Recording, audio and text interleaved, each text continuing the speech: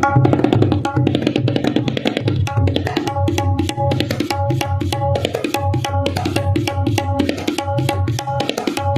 नगरपालिकांचे निकाल लागले, काय प्रतिक्रिया?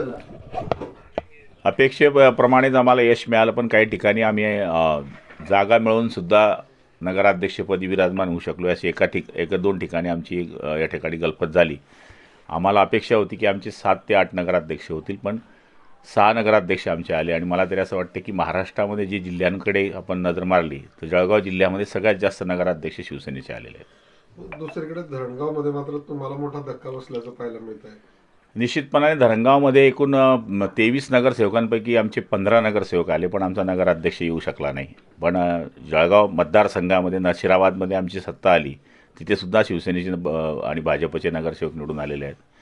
आणि दोघीकडे नजर टाकली तर शिवसेनेचे जवळपास 20 नगरसेवक दोघं नगरपालिकांमध्ये निवडून आलेले आहेत. त्यामुळे असं आत्मचिंतन करावं लागेल की आमच्या उमेदवारामध्ये काही गलपत झाली का, किंवा आमच्या काही चुका असतील ते दुरुस्त आम्ही करू. राज्यामध्ये मवियाचे या ठिकाणी शिवसेना शिंदे सेनेच्या बेरजेटके सुद्धा उमेदवार विजयी झाले नाही असं शिंदे म्हटलेले. मवियाचे जे शिंदे सेनेचे उमेदवार सर्वात जास्त या ठिकाणी विजयी झालेले, मवियाचे त्या बेरजेटके पण उमेदवार विजयी झाले नाही असं एकनाथ शिंदे म्हणतायत.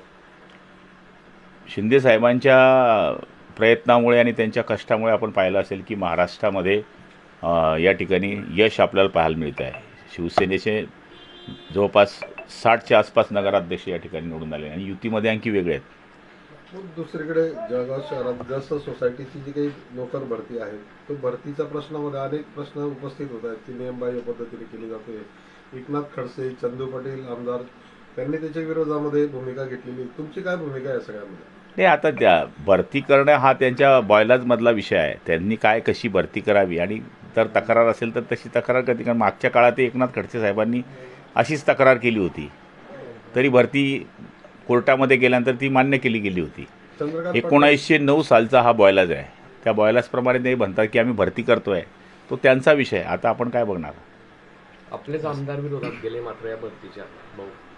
हे बघा, माझा आणि त्यांचा विषय वेगळा आहे ना. याच्यात त्यांना वाटत असेल तर ते इथे काही पक्षाचा विषय नाही आहे, ते प्रत्येकाचा वेगळा वेगळा विषय आहे. नाशिकमध्ये चांगलं यश मिळालेलं आहे शिवसेना शिंदे. नाशिकला मिळालं आहे, जळगावला मिळालं आहे.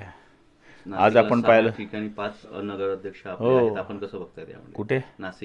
नाशिकमध्ये 5 आले, इथे शिवसेनेचे 6 आले. आमची थोड्या करता गेली, समजून घ्या, पण गेली, जी गेली ती गेली. पण आमची पार्टनरशिपमध्ये पण आलेले आहेत.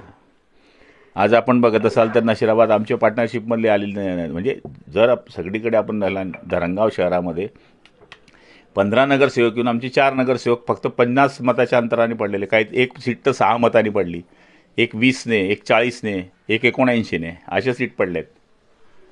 त्यामुळे नगराध्यक्ष कदा क्रॉस वोटिंग झालेलं सरळ दिसतंय. पाहिलं तर नगरसेवक 15 23पैकी आणि नगराध्यक्ष नाही, म्हणजे लोकांना क्रॉस वोटिंग केलेलं आहे. राज्यामध्ये निवडणुकीमध्ये भारतीय जनता पार्टी सर्वात मोठा पक्ष ठरलेला आहे, तर दुसरा या ठिकाणी शिवसेना शिंदे सेना ठरलेला आहे. तिथे आकडाच बोलतोय ना, ते आपण तुम्ही म्हटल्याला काय अर्थ नाही ना. मोठा भाऊ छोटा भाऊ, मोठा भाऊ छोटा भाऊ दिसतोय. दुसरीकडे जळगाव पालिकेचा युतीचा निर्णय झाला का तुमचा? नाही अजून, महापालिकेत नाही. आता बैठक होईल. भूमिका काय त्याच्यामध्ये तुमच्या? बैठक झाल्यानंतर निर्णायक जागा आम्हाला चांगल्या दिल्या, सन्मानाने दिल्या, एकमेकाच्या गोष्टी समजून घेतल्या तर युती होईल. भुसावळमध्ये पण मंत्री सावकारे यांना धक्का बसलेला आहे, त्यांच्या पत्नीचा पराभव झालेला आहे. केंद्रीय मंत्र्याला सुद्धा धक्का बसला, पण गुलाबरावाचा धक्का मोठा आहे. अलग लक्षामध्ये आपण पाहिलं असेल की केंद्रीय मंत्र्यांच्या 2 मतदारसंघातल्या 3 सीट गेल्या. म्हणजे वरणगाव गेली, मुक्ताईनगर गेली, भुसावळ गेली. त्यामुळे त्यांना धक्का नाही. केंद्रीय मंत्र्यांचा धक्का छोटा असतो, कॅबिनेट मंत्री राज्याचा मोठा असतो. त्यामुळे सगळ्यांना धक्के बसले. आता अनिल भाईदास पाटील यांनाही धक्का नाही म्हणणार का आपण? गुलाबरावाचा धक्का मोठा आहे. असं का वाटतंय? तुम्हालाच वाटतं, ते मला नाही वाटत. तुमच्या चॅनलांना वाटतं की गुलाबरावांना धक्का दिला म्हणजे जास्त लोक बघता.